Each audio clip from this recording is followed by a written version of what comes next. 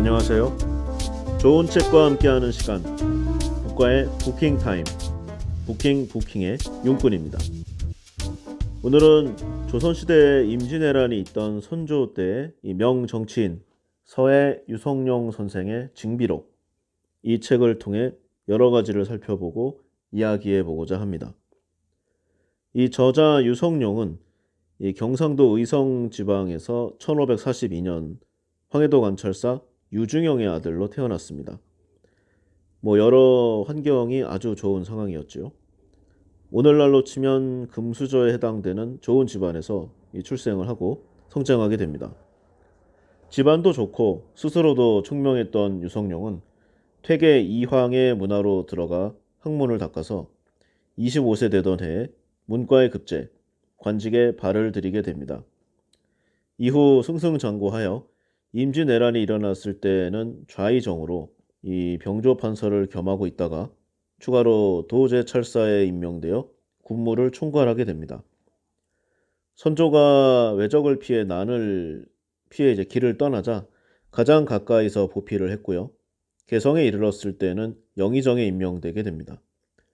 그러나 평양에 도착해서는 나라를 그르쳤다는 반대파의 탄핵을 받아서 파직당하게 됩니다. 조선시대의 이 당파 싸움은 정말이지 답이 없을 지경입니다. 물론 오늘날도 별로 달라진 건 없네요. 이후 서울을 수복한 뒤에 다시 영의정에 복직이 되었고 선조가 서울로 돌아오자 훈련 도감의 제조를 맡아 군비를 강화하고 인재를 배양했습니다. 그러나 이 정유재란 이듬해 당시 북인들의 탄핵으로 관직을 다시 빼앗겼고요. 그 뒤 고향으로 돌아가 조용히 저술 활동에 몰두했습니다. 이후 조정의 부름을 여러 번 받았지만 일절 응하지 않고 그대로 생을 마감하게 됩니다. 무엇보다도 큰 공헌으로 임진왜란 때 이 육지와 바다에서의 두 명장 권율과 이순신을 발탁한 점, 이때 주위에서 엄청난 반대가 있었는데요. 이를 무릅쓰고 강력히 천거하여 이 두 명장을 적재적소에 배치해 놓은 것, 이 공이 매우 크다 할 것입니다. 이 저서 징비록은 바로 이 명재상 유성룡이 눈물과 회한으로 쓴 이 반성의 기록이라고 하겠는데요. 유성룡은 임진왜란 발발 당시 포화의 한가운데에서 전쟁의 참화를 실제로 겪은 최고위 관리였고요. 특히 이 전쟁 수행 책임자 중에서 이 가장 모든 부분 전체를 총괄할 수 있는 그런 상황과 위치에 있던 인물이었습니다. 따라서 그의 증언은 임진왜란의 실상을 이해하는 데 가장 효과적이라 할 수 있겠죠. 한편 유성룡이 서문에서 밝히고 있듯 이 징비란 뜻, 시경의 소비편에 나오는 문장 내가 징계하여 후환을 경계한다로부터 유래한다. 즉 자신이 겪은 환란을 교훈으로 삼아 후일 닥쳐올지도 모를 우환을 경계토록 하기 위해 쓴 글입니다. 이러한 지필 목적을 달성하기 위해 유성룡은 먼저 자신의 잘못부터 조정 내 분란, 나아가 임금에 대한 백성들의 원망 등 임진왜란을 둘러싸고 발생한 모든 일을 있는 그대로 가감없이 기록했습니다. 그러기에 이 징비록이라는 책을 통해 수백 년 후 우리에게도 임진왜란의 참상을 생생하게 전해질 수 있게 되었습니다. 이 징비록은 서책으로는 드물게 국보로 지정되어 있는데요. 국보 132호, 우리 역사에 드물게 보존되어 온 기록 문학의 정수라 하겠습니다. 그 내용은 임진왜란 이전의 국내외적 정세로부터 시작해서 임진왜란 당시의 실상, 그리고 전쟁 이후의 조선의 상황에 이르기까지를 체계적이고 종합적으로 구성하고 있습니다. 전쟁 당사자인 조선과 일본, 그리고 참전국인 명나라, 그리고 명나라와 경쟁하던 이 청나라 등의 이 전쟁 관련국들에게도 임진왜란이 끼친 영향은 대단히 컸습니다. 다만 이때 다른 나라들과 다르게 전쟁의 직접 피해자인 조선 정권은 붕괴하지 않았는데요. 이러한 내용이 징비록의 동영상처럼 생생히 묘사되어 있습니다. 가장 큰 피해를 겪었던 전쟁의 피해자, 이 조선의 왕권은 무사하고 일본의 도요토미 히데요시 정권은 무너지고 여기에 참전했던 명나라도 이후 몰락하는 등 어떻게 조선만이 살아남았을까 정말 아쉽고 안타까운 일입니다. 조선은 더 빨리 무너졌어야 될 최악의 나라이니까 말이죠.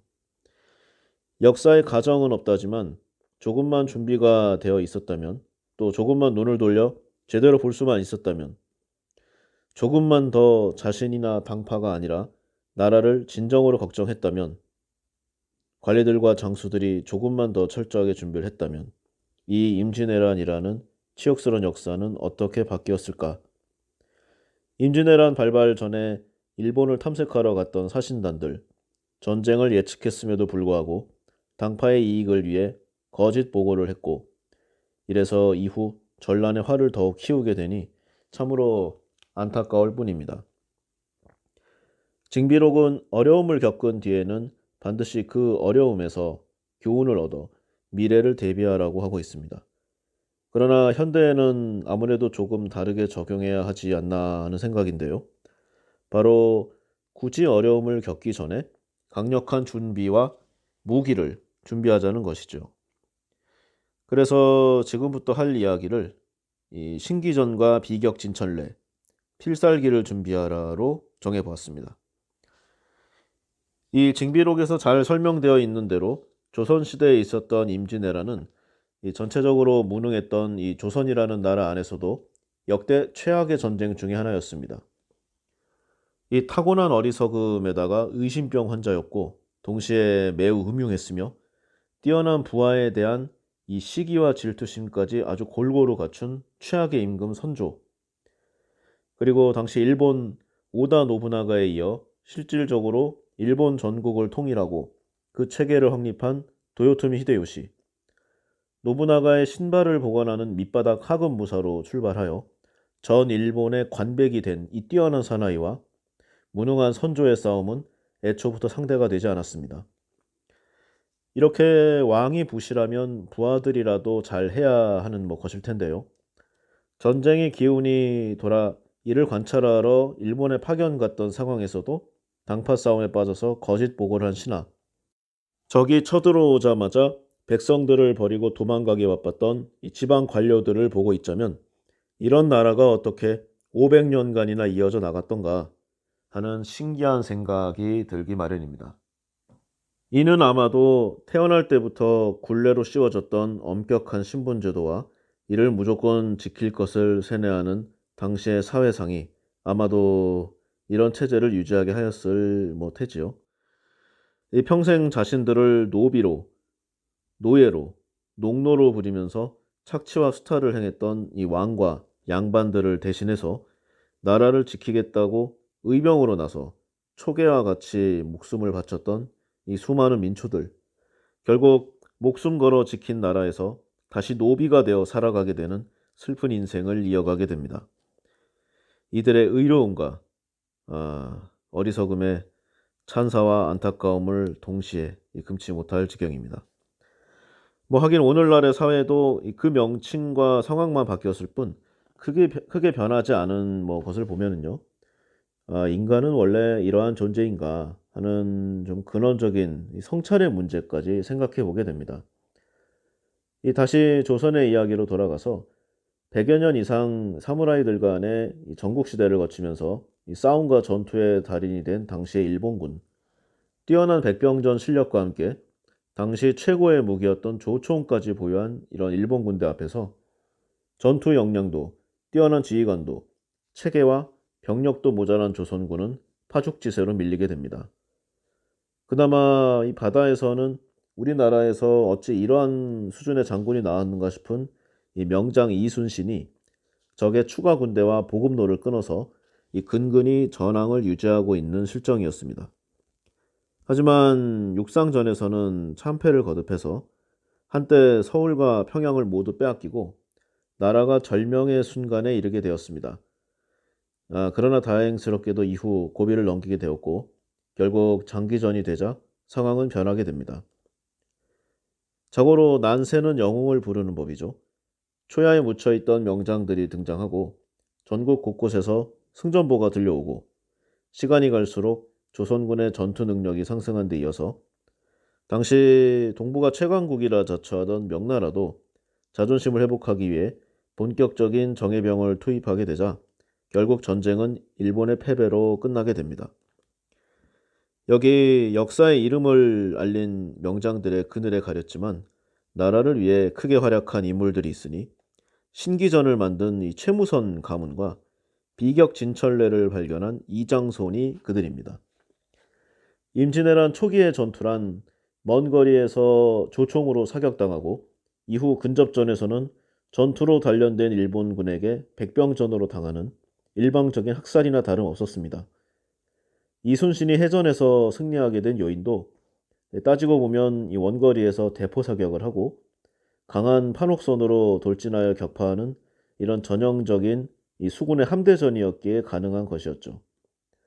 거북선도 결국 이 일본군과의 백병전에서는 승산이 없다고 보고 적의 돌격과 진입을 막기 위해 방안을 찾던 중에 나온 발명품이었습니다.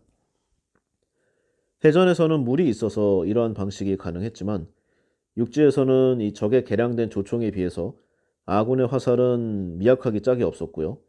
약간이나마 있던 화승총은 조총에 비하면 장난감 수준이어서 오히려 활만도 못한 무기였습니다. 여기에 기본적으로 병력과 보급도 적고 약했으니까 전투를 한 것 자체가 용하다 이런 평가까지도 가능한 정도입니다.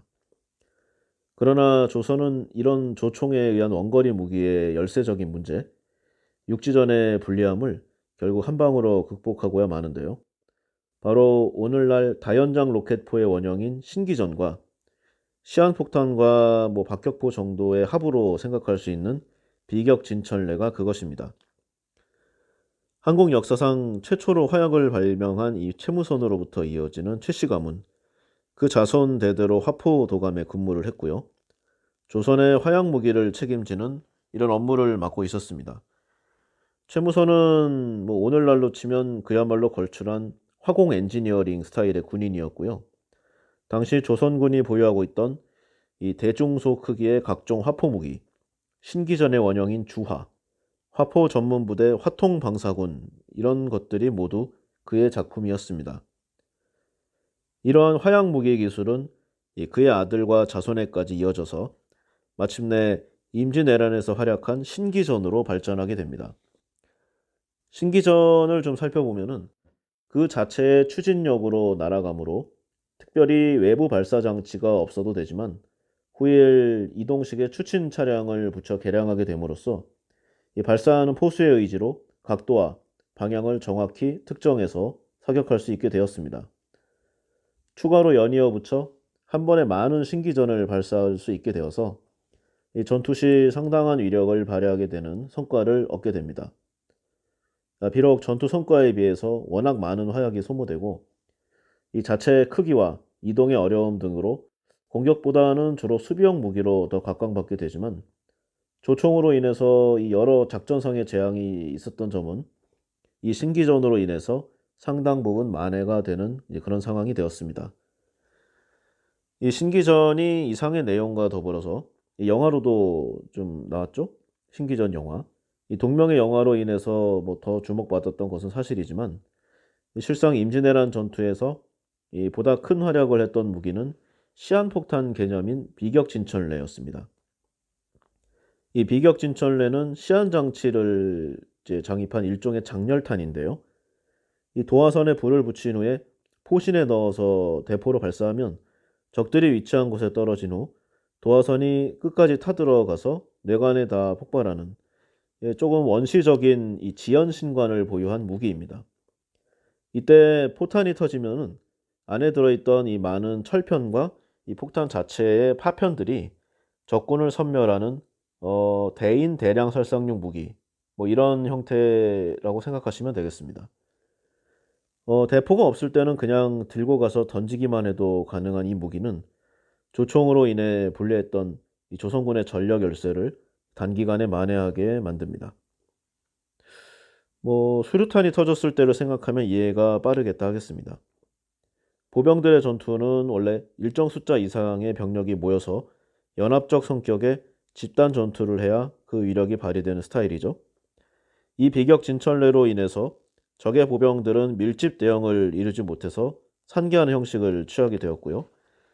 적이 산계하게 되면 빠른 스피드의 기병이나 이 날쌘 소수의 병력으로 상대하면 되기에 유리한 정황이 점차 전개되게 됩니다. 이 또한 공격 때도 괜찮지만 이 수비 시에는 더욱 편한데요. 이 높은 고지대 방어전이나 수성전 등에서는 이 그냥 불을 붙여서 이 아래로 굴러 떨어뜨리면 되는 이 가성비 최고의 무기였던 것입니다. 이 전쟁에서는 이를 사용해 승리한 장군들의 명성이 드높았지만 실제 이를 만든 이는 잘 알려져 있지 않은데요.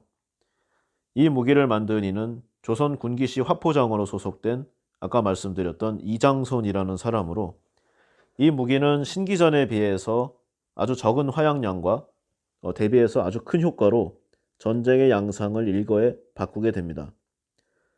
이 최무선과 이 그의 가문은 그나마 여러 차례 역사에 오르내려서 어느 정도 알려져 있는 게 사실인데요. 그러나 이 비격전철례를 만든 이장소는 이룬 업적에 비해서 이렇다 할 기록이 남아있지 않아 언제 태어나고 죽었는지조차 알 수 없습니다. 역시 조선은 양반을 위한, 양반에 의한 나라입니다. 이장손이라는 이름 역시 이 유성룡의 징비록에 약간이나마 언급되어 있을 뿐, 간단한 아이디어로 육지 전술의 틀을 바꾼 그의 생애는 전혀 전해지지 않고 있습니다. 다만 저는 여기서 이러한 인물이 있었다는 내용을 알리는 것으로 만족하고자 합니다. 계속해서 이런 내용들이 이제 오늘날의 우리들 삶에는 어떻게 적용될 것인가, 또 일화를 한번 소개하고 이야기해 보는 시간을 갖도록 하겠습니다. 제가 좀 스카우트 개념으로 채용 관련 일을 하게 되면서 만나게 된 사람들인데요. 유명 화학 소재 기업의 이 동기 사이였습니다. 김 부장과 방 차장. 공교롭게 이 둘은 모두 기간을 달리해서 저에게 이력서를 맡긴 이 법인 영업, 이 B2B 분야의 이제 인재들이었습니다. R&D 엔지니어로 시작해서 이 구매와 영업, 이 사업 개발과 이 프리세일즈까지 이 두루 거친 각자의 회사 커리어도 매우 비슷합니다. 이 두 사람은 개인적으로도 성향이 맞아서 회사 내에서 이 직급에 관계없이 좀 선을 지키면서 친하게 지내고 있는 상황이었습니다. 이 둘 중에 김 부장에게 먼저 이력서를 받아서 이 좋은 자리를 알아보던 중에 다른 루트로 소개받아 이전에 상담을 마친 방 차장을 해당 회사 앞에 커피숍에서 다시 소개받는 자리를 마련해 주던 김 부장. 당시 이 방 차장과 서로 모르는 척 하느라 어색했던 이 그날의 기억이 좀 새삼 떠오릅니다. 여러 가지 정황상 이 향후 2-3년 내에 회사를 퇴사해야 했던 이 두 사람은 그러나 이후에는 전혀 다른 커리어를 걷게 되는데요. 김 부장은 그동안 좀 다소 냉정하게 대했던 협력업체들과 이 벤더사들의 사장, 그 회사들의 임원들에게 갑자기 매우 친절해진 사람으로 변신했습니다.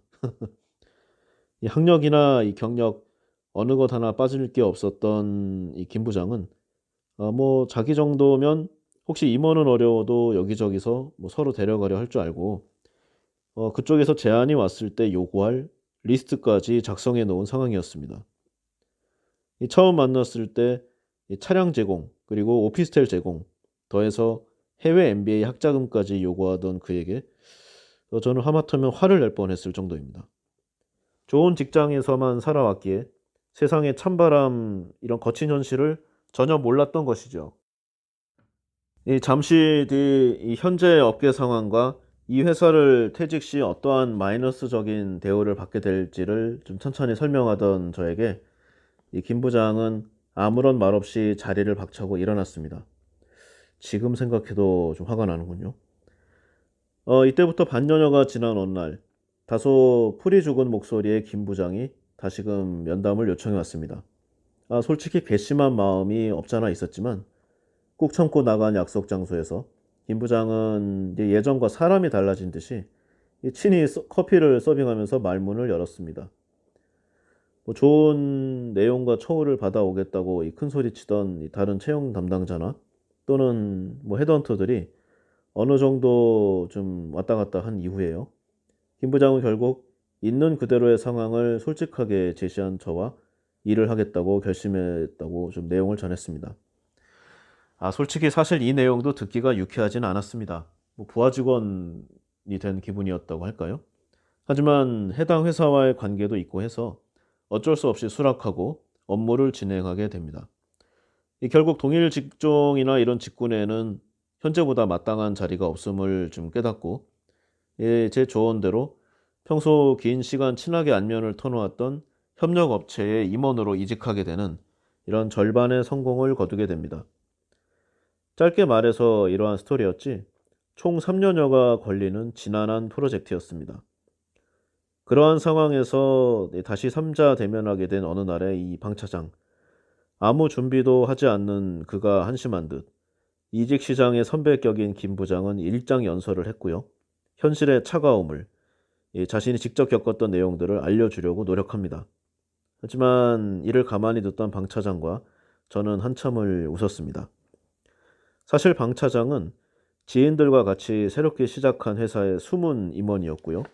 유망 IT 스타트업 2개의 이 메인 투자자라는 또 하나의 인생을 살고 있는 중이었기 때문이었습니다. 이 본인의 다소 조용한 성격과 스타일, 회사 내에서 이끌어줄 아무런 인적 네트워크가 없는 그 자신을 잘 파악한 방 차장. 재직하고 있던 이 화학 소재 회사의 특성상 수많은 사업 아이템들을 이 국내외에서 제한받고 있는데요. 뭐 업무 자체가 그러한 것으로 회사가 하기에는 좀 작지만 개인이나 새롭게 시작하는 작은 소기업이 하기에는 괜찮은 사업 아이템과 신규 유망 라인을 좀 많이 알고 있습니다. 그래서 소재의 유통 라인을 선별하고 타 회사에 비슷한 업무를 하고 있는 지인들과 의기투합하여 동업을 하게 됩니다. 그리고 회사에 사직서를 내고 본격적으로 이 사업에 뛰어들게 되었는데요. 하지만 사표를 냈지만 업무를 대체할 인원이 없다고 조금만 더 일하며 붙잡은 회사에서의 요청을 뿌리치지 못해서 근무를 지속하게 됩니다. 이 기간이 1년여 정도가 걸렸는데요. 할 수 없이 신생회사의 대표는 같이 의기투입했던 지인 중에 한 명이 되었고, 본인은 계약서상 공동 투자자가 되어 후일 현재 회사를 퇴사하면 임원으로 가게 되는 수순을 밟게 됩니다. 따라서 현재로서는 뭐 대주주 정도가 되겠죠. 내용을 보면 아이템 선정과 연구, 그 셋업까지 본인이 다 했는데 사장 자리를 본의 아니게 이 다른 사람에게 넘기게 되었으니 아무리 친한 지인이지만 아쉬웠던 것이 솔직한 심정이었습니다. 그러나 이제 후일 본격적으로 합류하면 현재 연봉과 동일한 수준으로 받기로 하고, 뭐 더해서 지금도 사직서를 낸 회사 연봉을 받는 것에 더해 신생회사에서 연봉의 절반 정도를 추가로 이 지분 투자 성과금으로 받게 되어서 이것으로 아쉬움을 달래기로 했습니다. 결과적으로 좀 안타까운 내용이 있었는데요. 하지만 인생사 세웅지 마라 했던가요? 한번 사업을 시작하게 되고 회사 셋업을 해보게 되면서 이 다른 시각으로 비즈니스를 대하자 새로운 아이템들이 계속 보이기 시작했습니다. 이 평소 어느 정도 경제적 여유가 있는 상황이기도 해서 여러 투자처와 친구들이 있는 이 벤처 캐피털서를 통한 소개로 유망 IT 기업 2군데의 공동 투자자가 되게 됩니다. 본의 아니게 엔젤 투자자의 인생을 살게 된 것이죠.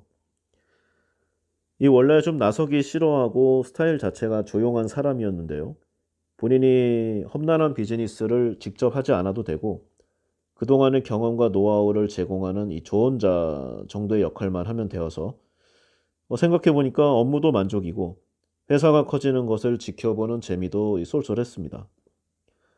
그 중에 한 개, 투자한 회사가 이 각종 신문지상에 지속 등장하게 되고 외국에서 해외 투자자가 이 추가로 지분 투자를 고려하고 있다, 뭐 이런 소식도 들려와서 하루하루가 즐거운 상황이었다고 합니다. 교토 삼굴이라는 고사가 있습니다. 현명한 토끼는 위험을 대비해서 세 개의 굴을 파놓아 그 위험을 피한다 했던가요? 이 불안한 미래를 타파하기 위해서는 자신만의 카운터 펀치, 히든 카드를 준비하는 이 대비가 중요하다 할 것입니다. 완벽한 준비가 있다면 뜻하지 않은 불행은 좀처럼 찾아오기 어려운 법이죠. 아무도 모르는 우리만의 필살기, 당신만의 히든 카드를 준비하시기 바랍니다. 추가로 저 역시 어느 정도 투자할 여력이 있다는 말을 여러 차례 했지만 조용한 미소로 답변을 대신하던 당시의 방 차장, 아니 방 투자자가 왠지 아주 얄미우면서도 부럽기가 그지 없었습니다. 미래에 대한 자신만의 무기를 만들라는 내용과 함께 앞으로의 이 개선된 삶을 위해서 반드시 이 부셔버려야 할 선입견 중에 하나 학벌, 여기에 대해서 이야기해 보고자 합니다. 일본인들이 모이면 나누는 이야기 중에 하나로 전국시대 역사 속 인물들의 답변이 있습니다. 나무 위에 새가 울지 않는다면 어떻게 할 것인가? 라는 질문에 대한 각각의 답이죠. 무로마치 막두 업보를 끝내고 일본의 전국시대를 통일한 이 철혈의 사나이 오다 노부나가, 그는 울지 않는 새는 목을 치라고 했습니다. 임진왜란을 일으켜 우리나라 사람들에게는 악당의 대명사죠. 이 원한이 깊은 도요토미 히데요시, 어떻게든 울게 만들어라 라고 대답했습니다. 이때 인내라는 글자를 평생의 신조로 삼아 참고 또 참아 마침내 진정한 천하통일을 이룩한 도쿠가와 이에야스는 울 때까지 기다려라 라는 말을 남깁니다. 일본 전국시대 3명의 주인공들 이 각자의 성격과 인생 스토리를 축약하여 보여주는 일화인데요. 여기서는 그중 선봉장이자 맏형격인 오다 노부나가, 이 전쟁의 양상을 바꾼 전략가 이 사나이의 이야기를 해보고자 합니다. 불리하다고 생각되면 판을 바꾸라는 교훈을 남긴 이 오다 노부나가는 오늘날에도 여러 가지 시사점이 크다 할 것입니다. 오다 노부나가는 일본 전국시대 이 중소 다이묘의 시중을 드는 이 가신의 집안에서 태어났습니다. 이후에 이 강철 같은 강한 이미지와는 다르게 어렸을 때는 바보라는 말을 들을 정도로 행동이 느리고 행색이 초라했다고 합니다.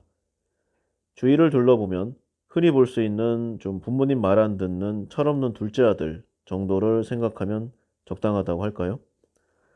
그가 속한 나라도 일본 전국 시대 수십 개의 나라 중에 한 중간 정도였고, 거기서도 영주가 아니라 그 가신 집안에 크게 주목받지 못하는 수많은 젊은이들 중에 하나였던 것입니다. 하지만 자리가 사람을 바꾼다고 했던가요? 아버지의 뒤를 이어 오다 가문을 이은 노부나가는 이전까지의 이미지와는 다른 배짱 두둑하고 획기적인 전략으로 이 주의를 복종시켜 나갔고, 이 정적들을 차례로 격파하여 오와리 국을 손에 넣게 됩니다. 그리고 더 나아가 전국의 명성을 떨친 이 당대의 명장 이마가와 요시모토가 이끄는 대군을 격파하고 그 대장까지 죽임으로써 일본 전국의 그 명성을 널리 알리게 됩니다. 노부나가는 이 스스로의 직관과 주관을 고집하며 틀에 박힌 형식상의 예의를 전혀 중시하지 않고요. 본인이 하고 싶은 대로 행동하는 이 자유분방의 반항아적인 그런 상징 같은 사람이었습니다. 아니, 그런 정도가 아니라 낡고 고루한 그 전통이라고 떠받들어지는 옛것에 대한 강한 저항심마저 가지고 있었다고 합니다. 이 주위의 의견을 경청하고 형식적으로나마 이 틀에 맞추는 척이라도 하면서 화합을 강조했던 이전의 일본 지도자층과는 확실히 다른 별종이었습니다. 이러한 노부나가의 스타일은 전투에서 크게 발휘되었는데요. 최신 무기인 조총을 활용한 여러 전략으로 큰 성과를 보게 됩니다. 이 당시의 전투 방식은 아직 구시대적 방식이 지배하던 때였는데, 양군의 이 최고 무사들이 등장해서 자신의 관직, 가문, 그리고 본인의 이름을 크게 외친 뒤에 1대1 승부인 일기토를 벌여서 그 전쟁의 양상을 결정하는 형태였습니다. 이때 이긴 측의 장수가 승리를 외치고 이에 기세를 몰아서 기마병 도립과 긴 창을 가진 보병으로 적을 섬멸하는 이 전형적인 백병전 형태의 전쟁이 대부분이었죠. 따라서 승리를 하더라도 아군 역시 그 피해가 컸고, 수십 개의 국가로 나뉘어져 있던 상황에서 한 나라와의 전투로도 힘들었던, 그래서 이후의 일이나 더욱이 일본 통일 등의 일은 정말 머나먼 일처럼 여겨지던 때였습니다. 이 당시의 노부나가는 이러한 기본적인 전투의 양상을 바꾸고자 외국 선교사, 그리고 외국계 상선 등을 통해서 이루어지던 이런 화승총의 개량을 연구하게 됩니다. 일본에 처음 도입되었을 때 화승총은 사실 매우 번거로운 무기였고 그다지 실용성이 높다고 말하기 어려웠습니다. 이 사용 절차를 보면 한번 사용을 하면은 화약을 주입하고 화약봉으로 눌러서 장전하고 심지를 붙인 뒤에 부싯돌로 점화를 시키는 이 일련의 재장전 시간만 해도 뭐 거의 몇 분이 걸릴 정도였고요. 화살에 비해서 살상력이 크다고도 할 수 없는 무기였습니다. 온몸을 철갑으로 둘러싼 장수들의 갑옷을 뚫을 수도 없어서 위협용으로만 사용을 했던 경우가 대부분이었죠. 따라서 다른 영주들은 화살, 즉 군경의 보조 무기 정도로만 활용을 했었고 그 수도 많지 않았다고 합니다. 하지만 노부나가는 이를 개량하여 그 살상력과 정확도를 대폭 개선했고요. 재장전 시간을 줄이는 동시에 이 새로운 전법인 3단 발사, 즉 세 줄로 늘어서서 3열 종대로 서서 발사, 후퇴, 장전 및 대기 이런 형식의 방법이죠. 이 전법을 전 군으로 확대를 하고 확립시켜서 일본 최강의 부대를 만들게 됩니다. 그리하여 나가시노 전투에서 당시 일본 최강의 다케다 기마대 수만 명을 섬멸, 여세를 몰아 결국 일본 전국 시대 통일의 큰 그림을 완성하게 됩니다. 당시 최첨단 무기로 무장한 이 수천 명의 노부나가 조총 부대의 총구 앞으로 마리에서 칼과 창을 휘두르며 뛰어드는 기마대의 이런 어리석은 전투 방식, 시대를 앞서 나간 이 해안의 리더와 역사 속에 그동안의 고루함에 묻힌 이 무능한 리더의 차이를 극명하게 보여주는 사례가 아닌가 합니다. 지금까지 이 징비록에 관한 내용 중에서 현재 우리에게 적용시킬 부분들을 좀 살펴봤습니다. 이 어렵고 혼란한 앞으로의 미래, 어떻게 준비를 해야 좋은 것인가요? 아무래도 가장 중요한 부분 중에 하나가 바로 사람과의 만남, 즉 개인적이고 사회적인 이런 인간관계가 아닌가 합니다. 그동안 만나봤던 이 경영진이나 오너진들, 그리고 각 조직을 책임졌던 인물들, 기타 사람을 채용하는 위치에 있는 이런 인물들과 대화를 하다 보면 이 비슷하게나마 나오는 이야기에 이런 정형적인 유형들이 있습니다. 어떻게 하면 성공할 수 있는지, 어떤 객관적 역량이나 스펙이 필요한지 이에 관한 내용입니다. 사실 성공의 정의도 개인별로 다르고 비즈니스적인 소득이나 금전적인 성과만이 인생의 성공도 아닌 것은 분명하지만 일단 사회생활을 하는 사람이라는 전제로 이와 같은 대화를 나누다 보면 비슷하게 나오는 부분이 반드시 있기 마련입니다. 그 중에 가장 많은 비중으로 나오는 이야기가 바로 학벌 문제입니다. 이 각각의 분야에서 이 능력과 경력으로 이름을 알리고 상당한 성과를 보인 인재들도 결코 피해갈 수 없는 이 한국 사이의 이 족쇄 같은 학벌 위계 질서는 대한민국이 성장하기 위해서 없애야 할 제1의 적이 아닌가 합니다. 그나마 시간이 흐를수록 점점 변하고 있긴 한데요. 하지만 아직 이러한 유형의 답변이나 이 사회적 분위기에서 완전히 벗어나기 힘든 것 또한 대한민국의 오늘날 현실입니다. 사회에서도 이름과 소속, 나이 등을 알고 나면 의뢰인이 물어보는 질문이 어느 대학을 졸업했는가 이런 부분입니다. 학벌이라는 무기를 가졌는가 그렇지 못했는가에 따라 답변이 많이 달라지는데요. 사람에 따라서는 그걸 왜 이제야 물어봤냐며 본인의 캠퍼스의 추억을 침튀기면서 이야기하는 사람이 있는가 반면 이러한 내용의 질문 자체를 불쾌하게 생각하는 이도 있을 것입니다. 학력 스펙, 소위 말해서 국내 명문대를 나오지 못해서 성공하기 어렵다 이렇게 생각한다면 시선을 보다 넓혀서 세계를 보시라고 말하고 싶습니다. 잠시 이야기를 전환해서 청취자 여러분들은 앞으로의 대한민국 국내 경제와 시장이 좀 어떻게 되리라고 생각하십니까? 아마도 산업군별로 차이는 있겠지만요. 대한민국은 인구 5천만 명 플러스 알파가 그 정점이 되겠고요. 경제라는 것이 꼭 인구에 비례하는 것은 아니지만 어쨌든 수치상으로 현재보다 월등히 시장이 커지기는 어려운 상황입니다. 내수도 그렇고 해외에서의 수출도 비슷합니다. 물론 통일을 하면 상황은 단번에 바뀌게 되지만 아직 확실하지 않으니 일단 제외해 보겠습니다. 그리고 현재 대한민국을 먹여 살리고 있는 이 대부분의 중후장대형 제조 산업군들, 이미 그 정점을 지나 노쇠화가 진행되고 있고요.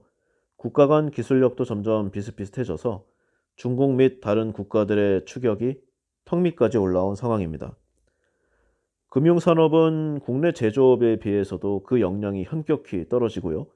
그나마 국내를 벗어나면 그 영향력도 확연히 줄어듭니다. 무형 서비스 및 기타 산업군에서도 아직은 그 성장 가능성이 크게 보이지 않습니다. 장기적으로는 제조 더하기 서비스 플러스 금융, 이렇게 복합 산업으로 세계 시장을 공략해야 하겠지만 당분간은 이 제조 유관 인더스트리로 가야 하는 것이 현실적인 안이 아닐까 합니다. 한류라던가 기타 좀 무형적인 요소의 산업이 속히 발전되기를 희망해 봅니다. 이때 좋은 수출 시장으로 이 기존의 전통 마켓을 제외하고는 동남아시아, 이 중남 아메리카, 그리고 이 무한한 가능성의 아프리카, 이런 쪽을 지금보다 강력하게 공략해야 하는 상황인데요. 뭐 아시다시피 미국이나 유럽연합, 중국, 인도 이런 쪽의 빅마켓은 아마도 뭐 굳이 하라고 강요하지 않아도 각 기업들이 알아서 잘 진행할 것이니 뭐 굳이 저까지 걱정할 필요는 없다 할 것입니다. 하지만 신흥시장, 뭐 예를 들어서 아프리카의 어떤 국가에 진출을 했을 때 어떠한 능력이 있는가가 중요하지 어디 대학을 나왔는지를 이 거래의 절대적 요소로 생각하는 사람은 많지 않을 것입니다. 이 단적인 한 예로 만약에 우리가 어떤 아프리카 거래처 담당자를 만나게 되었는데 그가 콩고 국립대를 나왔는지 가봉 시립대를 졸업했는지가 그렇게 중요할까요? 둘 중에 어느 학교가 더 좋은지를 떠나서 아니 과연 이런 학교가 존재하고 있는지조차 모르지 않는 뭐 그런 상황 아닌가요? 인도네시아에 있는 내 바이어가 나의 최종 학력이 한국대인지 북한대인지를 거래의 최우선 요소로 삼지는 않을 것이라는 이야기입니다. 아직 완전히 활성화되었다고 하긴 어렵지만 기존 획일적인 대학 교육을 대체할 오픈소스 교육도 활기차게 진행되고 있고요. 메이저 기업이나 이 채용 전문가들에게 들어오는 이 채용 의뢰도 학벌과 경력 연수를 맞춘 의뢰에서 점차로 어떤 일이나 특수한 프로젝트를 수행할 수 있는지를 우선으로 하는 이런 오퍼 내용으로 바뀌고 있습니다. 앞으로의 시대에서는 지금까지처럼 교수가 일방적으로 강의하고 선배들의 족보 노트를 통해 공부를 해왔던 기존의 교육 시스템은 사라질 것이 확실합니다. 물론 사회적 인식이 아직 남아있기 때문에 최우수 레벨의 소수 국내 대학은 미래에도 살아남을 가능성이 있고요. 사회적으로 권위와 상징이 필요한 특정 직업군이나 전문 라이선스 학과, 정치적 기득권층의 필요에 의해 특정 대학과 학과가 존재할 수는 있을 것입니다. 그러나 어떠한 형태로 보더라도 현재보다 그 파워와 영향력이 줄어들 것임은 자명하고요. 즉 세계가 점차 좁아지고 서로 연결되면서 각 부분의 좀 세계 최고만이 살아남는 이 현상과 과정이 대학이라고 예외는 없다. 그런 내용입니다. 뭐 이렇게 얘기하면 여러 말이 나올 수 있겠는데요. 뭐 이왕 얘기한 김에 좀 더 세속적으로 터놓고 얘기해 보겠습니다. 하버드나 스탠퍼드, 옥스퍼드, 캠브리지 등 이 국제적으로 권위를 인정받은 세계 최고 레벨 대학 출신이 나의 직접적인 경쟁자가 아니라면 앞으로 학력으로 아주 절대적인 불이익을 받지는 않을 것이라는 이야기입니다. 이 설사 그러한 경쟁자가 있더라도 이 학벌 자체가 평가 요소의 항목으로서는 비중이 낮아질 것이고요. 비즈니스에서는 결국 숫자로 승부를 하기에 높은 성과 퍼포먼스를 낸 사람이 승리하기 마련입니다. 그래도 학력 스펙이 부족하다고 생각되면 미래 성장 가능성이 높은 나라의 대학에서 공부하기를 권합니다. 베트남에 진출하려고 하면은요. 베트남의 대학에서 학문과 문화와 인적 네트워킹을 쌓으면 될 일입니다. 남미의 파라과이에 진출하고 싶다. 그러면 역시 해당 대학에서 실력을 쌓으면 될 일이죠. 그렇게 하는 것이 적어도 국내에서 누가 더 좋은 대학을 나왔는가 하며 이 도토리 퀴즈기를 하는 것보다는 훨씬 가치가 있다고 할 것입니다. 남들이 검술 연마를 할 때 미래를 내다보고 조총을 연구했던 이 일본의 오다 노부나가의 전략을 통해서 새로운 세계에 빠르게 적응하여 기존의 판을 깨는 이 사고의 전환을 이루는 자세가 필요하지 않나 하는 생각을 해보았습니다. 이상의 내용으로 지금까지 징비록을 통해서 여러 가지 생각의 가지들을 살펴봤습니다. 미래에 대비하는 나만의 필살기를 갖추고 혹여 그러한 능력이 보이지 않는다면 아예 판을 바꿔서 새롭게 준비하는 지혜가 필요하다는 교훈입니다. 새롭게 시작하는 곳과 안정화된 곳에서 필요한 능력은 다른 것이 당연하지요.